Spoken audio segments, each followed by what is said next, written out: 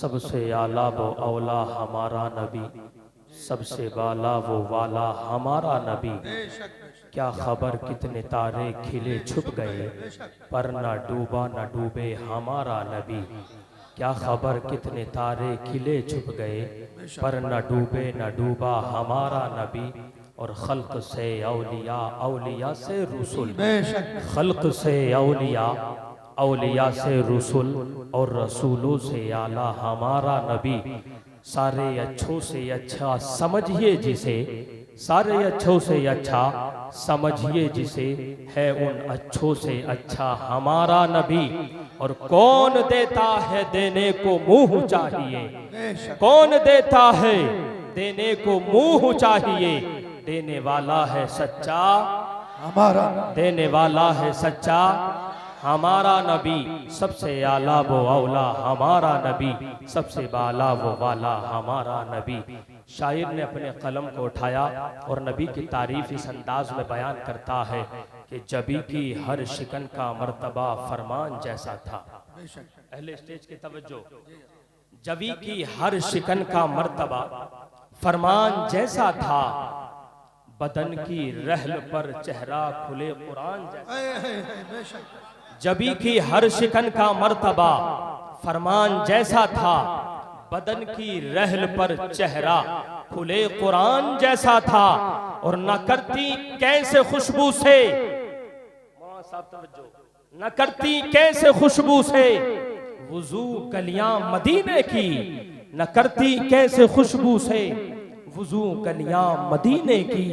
नबी गुलदस्ता थे शहरे नबी गुलदान, नबी गुलदस्ता थे शहरे नबी गुलदान जैसा था। आइए हजरात, हम सब मिलकर अकीदत और मोहब्बत का सबूत देते हुए, गुलामी का सबूत देते हुए, अकीदत और मोहब्बत में बैठकर एक वालेहाना अंदाज में नबी और आले नबी पर दुरूद व सलाम पढ़ें। उस नबी पर जो वजह तख्लीक कायनात है, उस नबी पर जो पूरी दुनिया का मालिक है, जिसके बारे में अल्लाह पाक ने इरशाद फरमाया था, लौला का लमा खलक़तु लफला का वल अर्ज़ीन।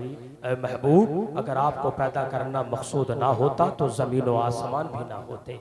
और उसी नबी की बारगाह में हम और आप अकीदत और मोहब्बत में बैठकर दुरूद पाक पढ़ें। पढ़िए बावाज़ बुलंद, अल्लाहुम्मा सल्ली अला सय्यिदिना व शफ़ीइना करीमना मौलाना मुहम्मद मादनिल जूदी वल करम व आलिहि व बारिक वसल्लम सल्लल्लाहु तआला अलैहि वसल्लम। अज़ीज़ान गिरामी वक़ार, अल्लाह के महबूब सल्लल्लाहु अलैहि वसल्लम इरशाद फरमाते हैं, आपने जो एक सुस्ती का माहौल बनाया ना, सुस्ती का, बड़े एकदम धीरे अंदाज में और बगैर किसी तैयारी के जो आपने दुरूद पाक पढ़ी है, आओ आपको एक हदीस पाक सुनाओ। करीम रसूल इरशाद फरमाते हैं, अस्माउ सलाता अहले मोहब्बती व आरफाहुम। तवज्जो है आप लोगों की? नहीं?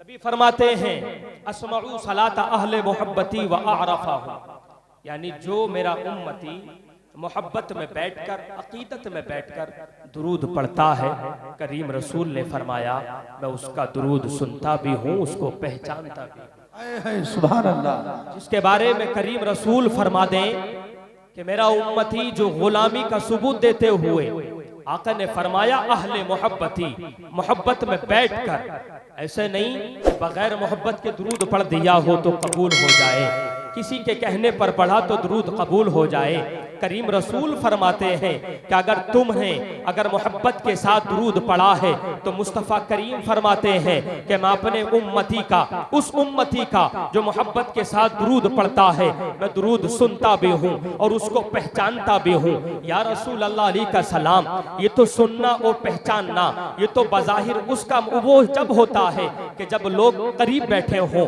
पढ़ने वाले सामने बैठे हों और सुनाने वाले सामने हो। या रसूल अल्लाह, सुना तो उस वक्त जाता है जब आप सामने हो, आप बोले मैं कुछ सुनूं या मैं कुछ बोलूं आप सुने, ये उस वक्त होता है जब हम और आप करीब करीब बैठे हों। या रसूल अल्लाह, आप ये कहते कि अगर कोई गुंबदे खजरा के छाओं में आके दुरूद पढ़े तो उसका दुरूद सुना करता हूँ। या का आप ये कहते कि कोई सुनहरी जाली के पास आके दुरूद पढ़े तो मैं उसके दुरूद को सुना करता हूँ। कोई सुतूने आयशा के पास आके दुरूद पढ़े मैं उसका उसका दुरूद सुनता हूँ। कोई बाबे जिब्रील के पास आके दुरूद पढ़े, मैं उसका दुरूद सुनता हूँ। कोई मेरे जालियों के पास आके दुरूद पढ़े, मैं उसके दुरूद को सुनता हूँ। लेकिन आका अहले मोहब्बत की कैद है, ये मोहब्बत की कैद है। या रसूल अल्लाह, मोहब्बत का जहाँ तक मामला है तो मोहब्बत कोई मदीने तक महदूद नहीं है। मोहब्बत करने वालों का मामला सिर्फ मदीने तक महदूद नहीं। या आका अगर इस्लाम चला है करबला की तरफ तो मोहब्बत वाले करबला में नजर आते हैं। इस्लाम चलता है बगदाद की तरफ तो मोहब्बत करने वाले बगदाद में नजर आते हैं। इस्लाम अगर पहुंचा है करबला में तो मोहब्बत वाले करबला में नजर आते हैं। इस्लाम चलता है अगर अजमेर में तो मोहब्बत वाले अजमेर में नजर आते हैं। इस्लाम अगर चलता है बरेली में तो मोहब्बत वाले बरेली में नजर आते हैं। इस्लाम अगर कछोचा पहुंचा है तो मोहब्बत वाले कछोचा पहुंचे हैं। इस्लाम अगर कालपी पहुंचा है तो मोहब्बत वाले कालपी पहुंचे हैं। इस्लाम अगर बहराइच पहुंचा है तो मोहब्बत वाले बहराइच पहुंचे हैं। इस्लाम अगर कहीं बरेली पहुंचा है तो मोहब्बत वाले बरेली पहुंचे हैं। या रसूल अल्लाह, आप बरेली की सदा कैसे सुनते हैं? या रसूल अल्लाह, अगर के कभी इस्लाम चला है किसी वली की बारगाह में, इस्लाम चला है कभी अजमेर की बारगाह में, इस्लाम चला है कभी कलियर की जमीन पर, तो मोहब्बत वाले वहां पहुंच गए। और आज उसी तरीके से जो आपके दीवाने हैं, जो आपके चाहने वाले, जो आपके आशिक हैं, उन्हीं आशिकों के सदक़े में शाहबाजपुर की जमीन पर कुछ गुलामाने मुस्तफ़ा यहाँ बैठकर दुरूद व सलाम पढ़ रहे हैं। या रसूल अल्लाह, ये भी मोहब्बत वाले हैं। ए आका, ये भी आपसे मोहब्बत करते हैं। लेकिन या रसूल अल्लाह, आप हमारी फरियाद कैसे सुनते हैं? अजमेर वालों की सदा कैसे सुनते हैं? बगदाद वालों की सदा कैसे सुनते हैं? अजमेर वालों की सदा कैसे सुनते हैं? बरेली वालों की सदा कैसे सुनते हैं? जब ये हमने अरीजा पेश किया तो सुनो प्यारे, गुंबदे खजरा से एक मदभरी आवाज निकलती है। ए दुरूद पढ़ने वालों, मुज़्दए जाफिजा हो तुम्हें। ए दुरूद पढ़ने वालों, खुशखबरी हो तुम्हें। ए दुरूद पढ़ने वालों, तुम्हें मुबारकबादी हो तुम्हें कि तुम जिस रसूल पर दुरूद पढ़ते हो, कि तुम जिस मौला पे दुरूद पढ़ते हो, तुम जिस आका पे दुरूद पढ़ते हो, तुम जिस करीम पे रसूल पढ़ते हो, उसकी तुम कुर्बत का अंदाजा जानना चाहते हो तो सुनो, गुंबदे खजरा से एक मत भरी आवाज निकली कि तुम करीम रसूल का तुम कुर्ब जानना चाहते हो तो आओ सुनो, कुरान पढ़ो। कुरान कहता है, अल्लाह की मुबारक किताब कहती है, अन्नबिय्यु औला बिल मुमिनीना मिन अनफुसिहिम। ऐ लोगो, तुम नबी का कुर्ब देखना चाहते हो तो कुरान की ज़बान सुनो। कुरान कहता है कि नबी के बारे में तुम जानना चाहते हो तो नबी तुमसे बिल्कुल दूर नहीं, बल्कि नबी का आलम यह है कि नबी तो तुम्हारी जानों से ज्यादा करीब। नारे तकबीर, नारे रिसालत, मसलके आला हजरत, अज़मत मुस्तफ़ा, विलादत मुस्तफ़ा, जश्न ईद मिलादुन नबी हजरत मौलाना गुलाम मोहम्मद साहिब क़िबला। नारे तकबीर, नारे रिसालत। सुभान अल्लाह। कुरान कहता है, कुरान, अन्नबिय्यु औला बिल मुमिनीना मिन अनफुसिहिम। नबी तो तुम्हारी जानों से ज्यादा करीब हैं। तो बताओ, हम दुरूद पढ़ेंगे तो नबी सुनेंगे कि नहीं सुनेंगे? जोर से बोले, सुनेंगे कि नहीं सुनेंगे? और सुन के मुस्तफ़ा ने फरमाया, व आरफ़हुम, मैं अपने उम्मतियों को पहचानता भी हूँ। जिसको सरकार अपने उम्मती का दुरूद सुन लें और उसको पहचान लें, फिर उसका कोई तकदीर का अंदाजा लगा सकता है, उसकी किस्मत का अंदाजा लगा सकता है। अरे लोगों, दुनिया का कोई आदमी अगर छोटे से पोस्ट पे हो, अगर वो हमारे कमर पे हाथ रख दे, हम फूले ना समाते हैं। अगर कोई ऊंची पोस्ट वाला आदमी हमारा समर्थन कर दे, हम फूले नहीं समाते हैं। उससे ऊंची पोस्ट वाला इंसान अगर हमारा साथ दे दे तो हम फूले नहीं समाते। उससे ऊपर वाला इंसान अगर हमारा साथ दे दे तो हम अपने ऊपर बड़ा फख्र करते हैं, घमंड करते हैं कि हमारी बात उससे है, हमारा मामला उससे है, हमारे ताल्लुकात उससे हैं। ए लोगों, अगर दुनिया का कोई इंसान साहिब मनसब हो, साहिब मर्तबत हो, अगर वो इंसान हमारे ऊपर हाथ रख दे, हमारा समर्थन कर ले तो हम फूले नहीं समाते। तो याद रखो, अगर हमारा मामला उस नबी से जुड़ जाए, हमारा दुरूद पढ़ना वो रसूल सुनता है और वो रसूल सुनकर उसने हमें पहचान लिया, तो याद रखो, नबी का पहचानना यहाँ भी कामयाब है और नबी का पहचानना वहाँ भी। है सुभान अल्लाह, बेशक बेशक, जिंदाबाद। नहीं, लोग भूल जाते हैं, हाँ हाँ, लोग भूल जाते हैं, ये दुनिया है, लोग भूल जाते हैं, लेकिन करीम रसूल है ना, मेरे मुस्तफ़ा ने फरमाया तुम मोहब्बत में दुरूद पढ़ो, मैं तुम्हारा दुरूद सुनूंगा भी, पहचान। लोगों एक मर्तबा दुरूद पाक और पढ़े, अल्लाहुम्मा सल्ली अला सय्यिदना मौलाना मुहम्मद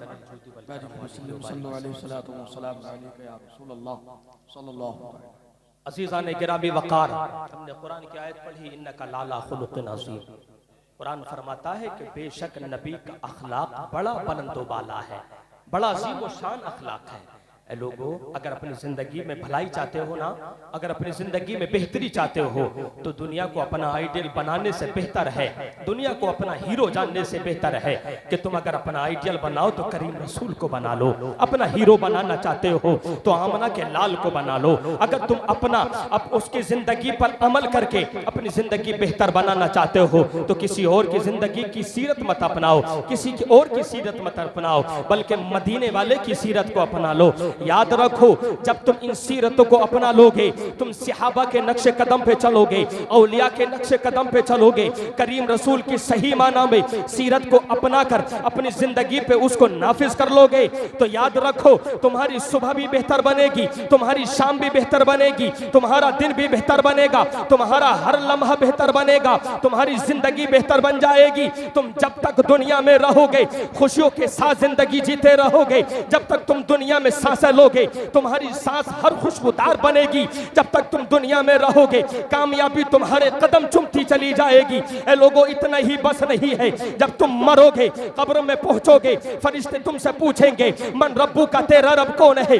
मा दीनू का, तेरा दीन क्या है, मा कुंता तक़ूलु फी हक़्क़ि हाज़ा रजुल, बता तू इस कामिल इंसान के बारे में क्या कहना चाहता है। तो लोगों सुनो, जब तुम्हारी जिंदगी बेहतर गुजरी होगी, तुमने नाते नबी पढ़ पढ़ के अपनी जिंदगी को तमाम किया होगा, नाते रसूल सुन सुन के अपनी जिंदगी को मुकम्मल किया होगा, नबी का नाम सुन सुन के और उनकी सीरत को अपना के जिंदगी में अमल करके तुमने अगर काम किया होगा, जब तुमसे फरिश्ते पूछेंगे मा कुंता तक़ूलु फी हक़्क़ि हाज़ा रजुल, ए इंसान जरा ये बता तू इस कामिल इंसान के बारे में क्या कहता है। तो याद रखो, जब हमारी जिंदगी बेहतर होगी तो हम कुछ और नहीं कहेंगे बल्कि उसी जबान को बोलेंगे जो बरेली की सरजमीन से आला हजरत ने बोली थी, सबसे आला वो औला हमारा नबी, सबसे बाला वो वाला हमारा नबी। क्या खबर कितने तारे किले छुप गए पर न डूबे न डूबा हमारा नबी। खल्क से औलिया, औलिया से रसूल, नारे रिसालत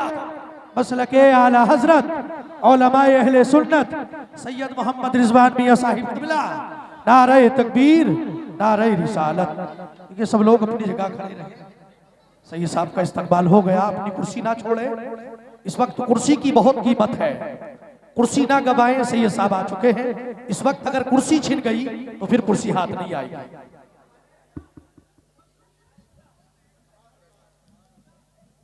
आप माहौल बनाएं, तशरीफ रखें आपके माथों की निगाहों के सामने, जिसके आप शिद्दत से मुंतज़िर थे। औलाद गौसे आज़म हज़रतुल अल्लाह हज़रत मौलाना शाह सैयद मोहम्मद रिज़वान मियां ज़ीता मजदूहू आपके माथे की निगाहों के सामने हैं, लिहाजा आप उनके चेहरे की ज़ियारत करते रहें, खुद सवाब कमाते रहें और नेकियों में इजाफा करते रहें। उलमा इकराम आपके लोगों के सामने बैठे हैं, एक माहौल बनाएं। जिंदगी बेहतर बनाएंगे कि नहीं बनाएंगे? नबी की सीरत अपनाएंगे कि नहीं अपनाएंगे?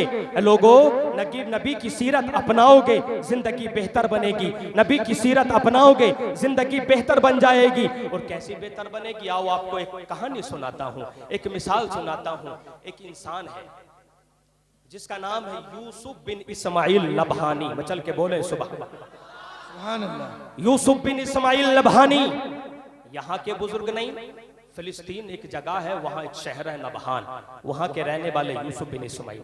और आप जानते हैं कि इश्क क्या था हजरत यूसुफ बिन इस्माइल नबहानी का?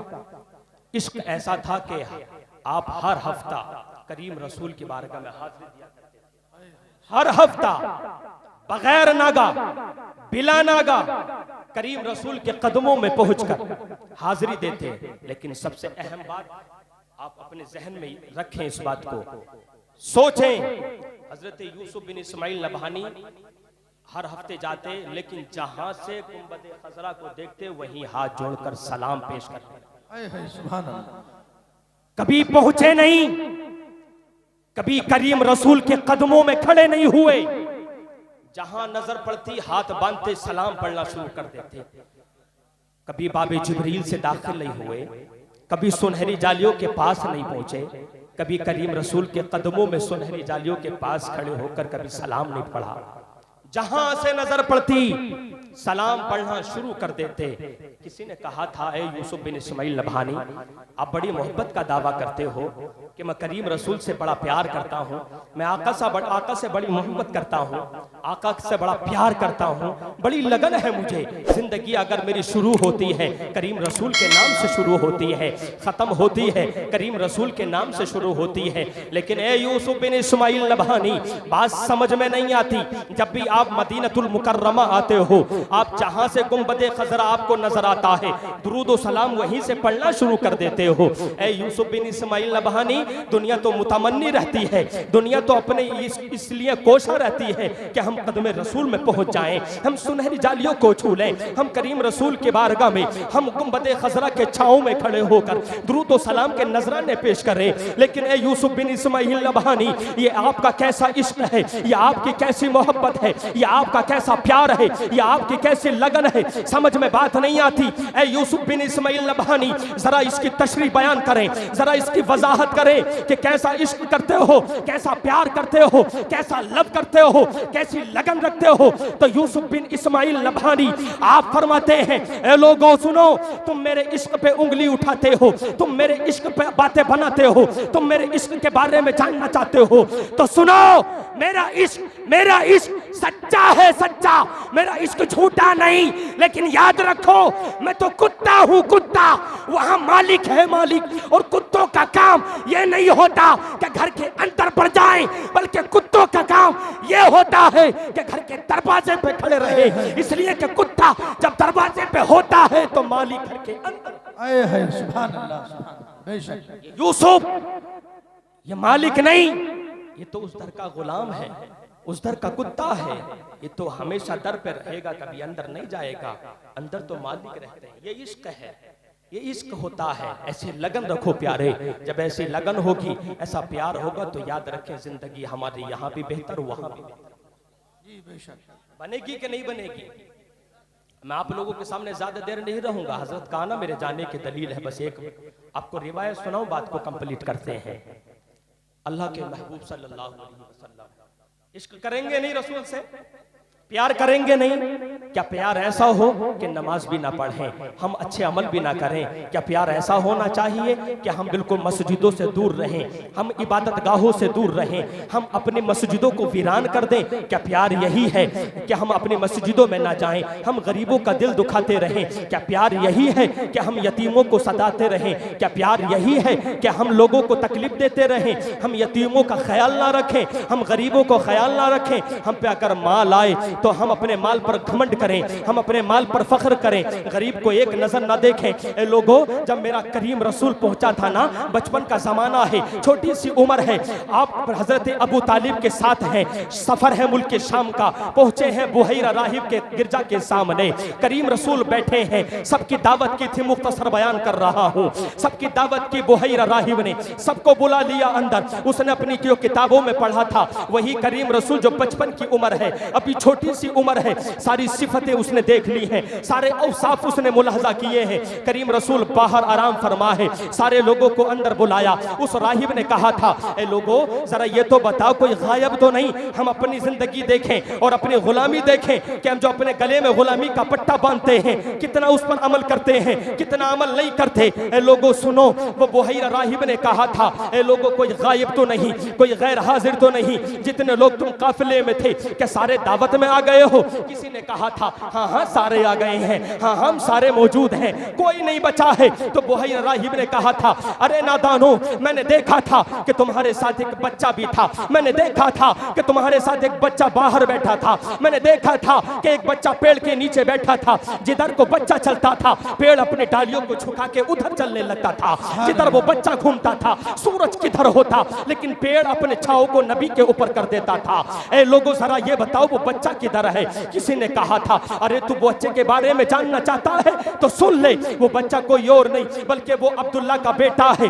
अबू तालिब का भतीजा है, अब्दुल मुत्तलिब का पोता है। और वो हमने सामान की हिफाजत के लिए, वो एक यतीम बच्चा है, सामान की हिफाजत के लिए गिरजा से बाहर बिठा दिया है। तारीख के जुमले याद रखो, जब उन्होंने इतना कहा था कि वो यतीम बच्चा है, उसको बाहर बिठा दिया, तो उसी राहिब ने जो अकीदे से मुसलमान नहीं था, उसने चीख के कहा था, अरे जालिमों, तुम जिसको यतीम कहते हो, तुम जिसको लवारिस कहते हो, तुम जिसको एक बच्चा समझ के बाहर छोड़ के आए हो, तो सुनो, वो कोई यतीम नहीं, वो कोई लवारिस नहीं, बल्कि उसकी शान, उसका जात ये है, उसकी शान ये है कि जहां पूरे जमाने के यतीम इकट्ठा हो, कोई उनके सर पे हाथ रखे ना रखे, बल्कि वो बच्चा पूरी दुनिया पे हाथ रखे। सुभान अल्लाह, नारे तकबीर। कोई उसके सहारे में रहे ना रहे, उसके साए में, कोई किसी के साए में जिए ना जिए, कोई किसी का सहारा बने ना बने।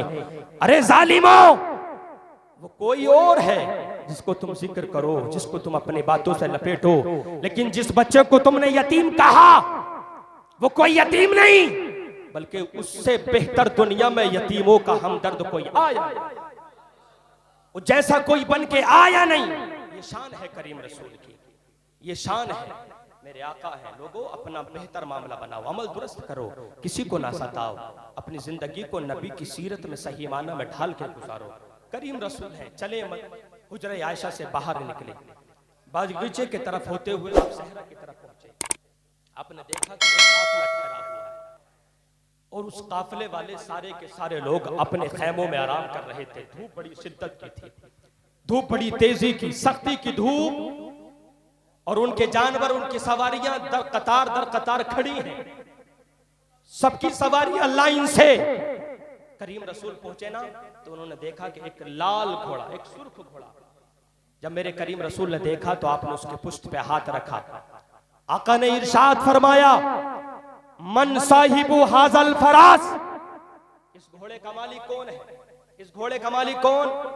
अंदर से आवाज आई कि मैं हूं। बाहर निकला घोड़े का मालिक। जानते हो वो कौन था? वो जो काफिला वहां ठहरा हुआ था, उनका सरदार था। निकला बाहर कि मैं इस घोड़े का मालिक हूं। लेकिन जैसे ही उसकी नजर करीम रसूल के चेहरे पर पड़ी, आया देखता रह गया, नजर हटाने के लिए तैयार नहीं, नजर को अलग करने के लिए तैयार नहीं। वो किसी ने कहा था ना कि जिस जगह नजरें पड़ी मरकूज होके रह गई, जिस जगह नजरें पड़ी मरकूज होके रह गई, आज तक उसको सरापा किसी ने देखा नहीं। ये नबी की शान थी, ये करीम रसूल का मौजज़ा था। मेरे करीम रसूल की शान सुने प्यारे।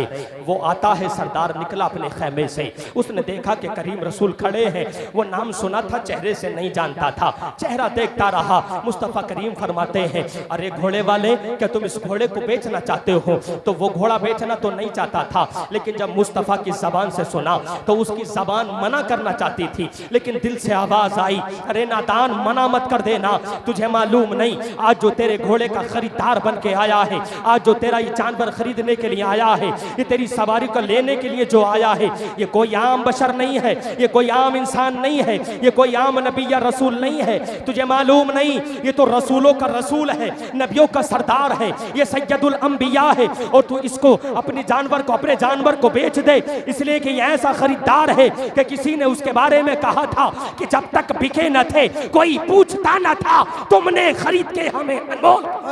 सुभान अल्लाह, नहीं जानता था कि क्या कौन है आने वाला, कैसा खरीदार है। दिल से आवाज आई, अरे नादान, मना मत करना, जो कहते हैं बात मान ले। बस आख्ता जबान से निकला, हाँ मैं घोड़ा बेचना चाहता हूँ, अपनी सवारी को बेचना चाहता हूँ। पर सौदा तय हुआ। मुस्तफ़ा करीम ने 500 रुपए में उस वक्त की कीमत अदा करने के लिए वादा किया। करीम रसूल फरमाते हैं, अरे सवारी वाले, एक कबीले के सरदार, सुन ले, मेरा इरादा ये था कि जब मैं अपने घर से चला था, घोड़ा खरीदने का इरादा नहीं था, लेकिन जब तेरे इधर आया हूँ, मैं सहरा में देखा है कि घोड़ा खड़ा है, खूब खूबसूरत जानवर है, मैंने देखा तो मुझे अच्छा लगा, मैंने घोड़े को खरीद लिया है। ऐ घोड़े वाले, तेरे पैसे अभी मेरे पास नहीं, चंद लम्हे रुक जा, मैं अब मदीना वापस जाता हूँ और तेरे पैसे किसी को लेके भेज देता हूँ। अल्लाह अकबर। उसने कहा कोई बात नहीं, आप जा सकते हो, मेरी तरफ से इजाजत है। चले करीम रसूल घोड़े पर सवार हुए, चले मदीना की जानिब अपने सफर को शुरू किया है। अल्लाह अकबर। इतने वो बे देख रहा था, जब कुछ दूर मुस्तफ़ा चले हैं वो देखता रहा, और जब नजरों से ओझल होने वाले थे अपने माथे पर हाथ को रखा और इस तरीके से देखने लगा जैसे आज हम और आप किसी दूर की चीज को देखा करते हैं। करीम रसूल को देखता जा रहा है और कहता जा रहा है कि आज तक मैंने इस जैसा कोई देखा नहीं है, इतना हसीन कोई देखा नहीं, इतना लाजवाब कोई देखा नहीं। मैं तो ये कहता हूँ गोया उसने वही कहा था जो हजरत हस्सान इब्ने साबित ने कहा था, वो अहसनु मिन कल्लम तरक्कत आईनी व अजमलु मिन कल्लम तलिदिन निसा खुलिक़ता मुबर्रअम मिन कुल्ली ऐब कान्नका कद खुलिक़ता कमा तशा। हजरत हस्सान कहते हैं या रसूल अल्लाह, आप जैसा हसीन और जमील मेरी आंख ने देखा नहीं, आप जैसा किसी माँ ने पैदा नहीं किया। या रसूल अल्लाह, आपको अल्लाह ने हरैब से बरी पैदा किया है। आगे फरमाते हैं हजरत हस्सान, आका ऐसा लगता कि आपने जैसा चाहा था वैसा पैदा किया। जी बेशक। देखता रहा, नजरों से ओझल। करीम रसूल मदीना पहुंचे। करीम रसूल मदीना पहुंच गए तो उसके गुलाम आया, नौकर आया, कहता है मालिक क्या कर रहे हैं, क्या चीज देख रहे हैं, क्या सवारी का मुलाहाजा कर रहे हैं, सवारी को देख रहे हैं, क्या अपने घोड़े को देखते हो? उसने कहा मैं घोड़ा नहीं देखता, मैं अपनी सवारी नहीं देखता, बल्कि मैं तो सवार को देख रहा हूँ कि सवार कितना हसीन और जमील था। ऐ मालिक क्या किया आपने? उसने कहा कि मैंने अपनी सवारी को बेचा है। किसको बेचा है? बोले एक आने वाला आया, नाम क्या था मालूम नहीं, कहाँ का था पता नहीं, एड्रेस पूछा नहीं पूछा, किधर इशारा किया था, मदीना की तरफ इशारा किया था, कौन से कबीले से ताल्लुक रखता था मैंने नहीं पूछा। अल्लाह अकबर। जब गुलाम ने इतना सुना, गुलाम के कानों में इतनी आवाजों को पढ़ा तो उसने एक आवाज में कहा था, अरे मालिक तुम नादान हो, ए मेरे सरदार तुम बेवकूफी किए हो, तुमने गलती कर दी है। जब तुम्हें मालूम नहीं कि वो आने वाला कौन था, ये जाने वाला कौन था, तुमने एड्रेस नहीं पूछा, तुमने पता नहीं पूछा, तुमने हुलिया तो देखा है लेकिन उसके मकाम को नहीं जाना है। अल्लाह अकबर। ये बताओ अगर वो वापस नहीं आया तब, वापस नहीं पलटा तब, जब उसने इतना जुमला कहा ना कि वापस नहीं आया तब, तो उसकी बीवी जो अंदर आराम कर रही थी उसने अपने खेमे के पर्दे को चीरा और गरजती हुई आवाज में कहती है, अरे नादान तुझे मालूम नहीं वो आए ना आए कोई परवाह नहीं, वो रकम दे या ना दे हमें कोई सरोकार नहीं, अगर वो रकम दे तो हमारे लिए तोहफा है और अगर रकम ना दे तो मैं अपनी तरफ से इसकी कीमत अदा कर लूंगा। उसके गुलाम ने कहा मालिकिन समझ में नहीं आता कि दोनों पागल हो गए, एक आने वाला आता है सवारी को खरीदा चला गया, आप रकम आपको पैसे मिले नहीं, आपको रकम नहीं दी और आप खुद ही जमानत देते हो, खुद ही जमानत देते हो, क्या वजह है? तो उसकी बीबी के जुमले सुनो। उसकी बीबी ने कहा था, ऐ मेरे गुलाम सुनो सुनो, जब वो आने वाला आया था ना और मेरे शौहर से बात कर रहा था, मेरे मालिक से, मेरे सरताज से बात कर रहा था, तो मैंने देखा था जब वो शान रिसालत के साथ खड़ा था उसका चेहरा ऐसा लगता था जैसे 14वीं रात का चांद भी फीका पड़ गया हो। उसके चेहरे को मैंने देखा था, एक नजर सूरज की तरफ देखा था। मैं ये फैसला करने पे मैं कासिर रह गई, मैं मजबूर हो गई कि चांद ज्यादा खूबसूरत है, सूरज ज्यादा हसीन है, ये इस इंसान का चेहरा ज्यादा खूबसूरत है। अल्लाह अकबर। इतना ही नहीं, मैंने देखा था कि जब वो खड़ा था ना तो उसका साया जमीन पे नहीं पड़ रहा था, जब वो खड़ा था मेरे शौहर से बातें कर रहा था, तो उसकी गुफ्तार लाजवाब थी, उसका अंदाज लाजवाब था, उसकी अदा लाजवाब थी, उसका हर अंदाज लाजवाब था। ऐ नौकर सुन ले, ऐ मेरे खादिम सुन ले, ऐ मेरे गुलाम सुन ले, जब वो खड़ा था वो मेरे शौहर से बात कर रहा था, उसका साया जमीन पे नहीं पड़ता था, मेरी जबान से कहने वाला था, मेरी जबान से निकलने वाला था, या अल्लाह ये कैसा इंसान है, ये कोई इंसान है या फरिश्ता है, ये इंसान है कि जिन है जिसका साया जमीन पे नहीं पड़ता। लेकिन जबान से कुछ जुमले निकलते उससे पहले मेरे दिल से आवाज आई, अरे नादान सुन ले, तू इसके साये के बारे में बात करती है, इसके साये के बारे में जबान से मत कहना कि इसका साया जमीन पे नहीं है, इसका साया कदमों में नहीं है, इसका साया जमीन पे नहीं पड़ता। अरे नादान तो सुन ले, ये वो जात है कि कोई कहीं रहे, कोई किधर रहे, कोई कहां रहे, कोई कुछ खाए या पिए, कोई सोए या जागे, कहीं भी रहे, ये जात ऐसी है, इसका साया जमीन पे पड़े ना पड़े, पूरी दुनिया इसके साए के तले रहती है। बेशक बेशक, सुभान अल्लाह। पूरी दुनिया इसी के साए के तले रहती है। इसका साया बज़ाहिर नजर नहीं आता, लेकिन पूरी दुनिया इसी के साए के तले नजर आती है। बेशक। अल्लाह अकबर। तभी बातें कर रहे थे, कुछ लम्हे गुजरे कि दो मेरे नबी के गुलाम मदीना की जानिब से आते नजर आ गए ना, आके पूछते हैं कि घोड़े का मालिक कौन? उसने कहा मैं हूं। बोले हमारे आका ने आपके घोड़े की कीमत को भेजा है। सुभान अल्लाह। घोड़े के मालिक ने कहा, ये आने वालों, पहले घोड़े की कीमत बाद में, पहले ये बताओ कि जो आया था वो कौन था? सुभान अल्लाह।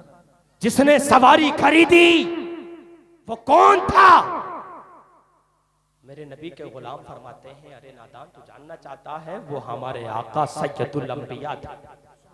वो सैयदुल अंबिया थे, वो वजह तख्लीक कायनात थे, वो इस मखलूक की डिलीवरी का सबब थे, वो सैयदुल मुरसलीन थे, वो नाइबे परवरदिगार थे।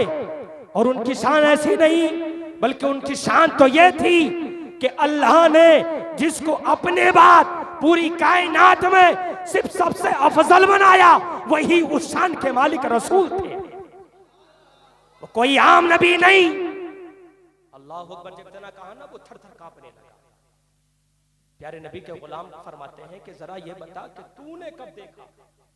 आज समझ आ रही नहीं, तूने कब देखा?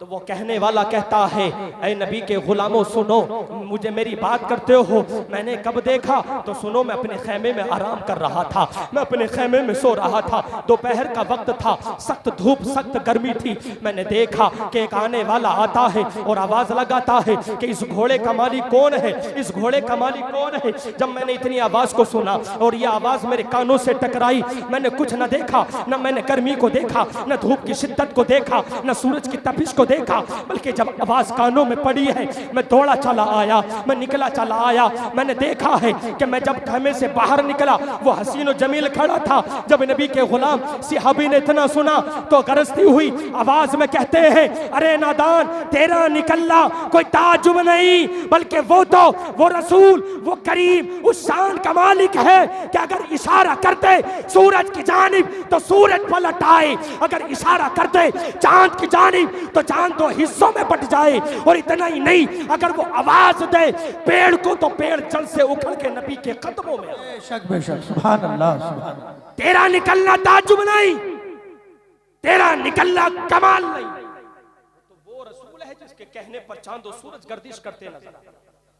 वो तो वो रसूल है जिसके कहने पर पेड़ चलते नजर आते। मुख्तसर सब लोग इकट्ठा हुए, उसने अपने काफिले वालों को इकट्ठा किया, कदमों को पकड़ता है, ए नबी के चाहने वालों, ए नबी के गुलामों, अब देर न करो, बल्कि उसी करीम रसूल की बारगाह में ले चलो। चलते हैं तमाम नबी की बारगाह में। वो किसी ने पूछा था, ए कबीले के सरदार, ए काफिले के सरदार, जरा ये बता, इतनी जल्दी मान गया है, इतनी जल्दी ईमान ले आया, तूने क्या देखा है? तूने ऐसा क्या देख लिया? तूने ऐसा क्या सुन लिया? तो उसने अपनी जबान से कहा था, ए लोगों, तुम बातें करते हो, तुम पूछना चाहते हो कि मैंने क्या देखा है, मैंने क्या सुना है, तो सुनो, मैंने दुनिया में अपनी जिंदगी को बहुत जिया है, मैंने अपनी जिंदगी बहुत जी ली है, मैंने अपनी जिंदगी के बहुत साल गुजारे हैं, लेकिन ए मदीना वालों सुन लो, आज तक इतना हसीन मैंने कोई देखा नहीं, आज तक इतना खूबसूरत देखा नहीं। ए लोगों सुनो, हमारा मुसलमान होने का मामला, कलमा पढ़ने का मामला कोई और नहीं, बल्कि एक वजह है, और वजह यह है कि जिस नबी का चेहरा इतना हसीन हो, उस नबी का दीन कितना खूबसूरत है। सुभान अल्लाह सुभान। उस नबी का दीन कितना खूबसूरत था। जिंदाबाद। या रसूलुल्लाह, कुछ नहीं, अब देर ना करें, कलमा पढ़ाएं, मुसलमान कर लें। ये नबी की गुलामी होती है ना। नबी का चेहरा था ना इतना हसीन, जो देखता था ना वही फिदा हो जाता था। और लोगों, आपके सामने औलाद रसूल बैठे हैं, औलाद गौसे आजम बैठे हैं, हजरत अली के औलाद में से बैठे हैं, आले रसूल बैठे हैं। लोगों, ये देखो, जब चेहरा इतना हसीन है, जब गुलाम का आलम ये है तो सरताज का आलम क्या होगा। ऐ लोगों, अपनी जिंदगी को बेहतर बनाओ, अपनी जिंदगी को कामयाब बनाओ। जिंदगी में भलाई चाहते हो तो याद रखो कुछ और नहीं, सुबह उठो तो नबी नबी के नगमे पढ़ा करो, शाम हो तो नबी नबी के नगमे पढ़ा करो। दिन का कोई भी पहर हो तुम नबी नबी के तराने गुनगुनाया करो। दिन रात का कोई हिस्सा हो तुम नबी नबी के नगमे पढ़ लिया करो। इसलिए कि उलमा बयान करते हैं जब तुम्हारी जिंदगी इसी तरीके से गुजरेगी, जब तुम्हारी रोजमर्रा की जिंदगी इसी तरीके से गुजरती चली जाएगी तो तुम्हारी सुबह हो नबी के नाम से, दोपहर हो नबी के नाम से, शाम हो नबी के नाम से, जिंदगी का हर पहलू नबी के नाम से होगा। तो याद रखो वो दिन दूर नहीं जब तमाम दुनिया की तरक्कियां, तमाम दुनिया की कामयाबी तुम्हारे कदमों को चूमती जाएगी। सुभान अल्लाह, सुभान अल्लाह। लोगों याद रखो नबी की जिंदगी अपने ऊपर, अपनी जिंदगी पे ढाल लो, नबी की सीरत को अपना लो। अगर नबी की सीरत को अपना लिया ना तो जिंदगी कामयाब हो जाएगी। नबी की जिंदगी को अगर तुमने पहचान लिया, पढ़ लिया, सीख लिया, तुम्हारी जिंदगी बेहतर हो जाएगी। अल्लाह की बारगाह में दुआ करता हूँ, परवरदिगारा मैंने जो कुछ सुनाया है, आपने जो कुछ सुना, अल्लाह हमें और आपको उस पर अमल करने की तौफीक अता फरमाए। अल्लाह ताला हमें तमाम बुराइयों से दूर रहकर अपनी जिंदगी गुजारने की तौफीक अता फरमाए। हर समत अपने खून की रमक छोड़ जाऊंगा, मैं फिर से करबला का सबक छोड़ जाऊंगा। जहनों की तीरगी को मिटाने के वास्ते एहसास की रगों में शफक छोड़ जाऊंगा। देकर बुलंदियों का सभी को मैं हौसला, परवाज़ी फिजा का हक छोड़ जाऊंगा। कदम की खाक आंखों का पानी छोड़ जाऊंगा। मैं दरिया हूँ बहाव में रवानी छोड़ जाऊंगा। और मुझे मालूम है किसी दिन तेरी दुनिया से चला जाऊंगा पर अपनी कहानी छोड़। वाखिरु दावाना अनिल हम्दुलिल्लाहि रब्बिल आलमीन। अस्सलाम।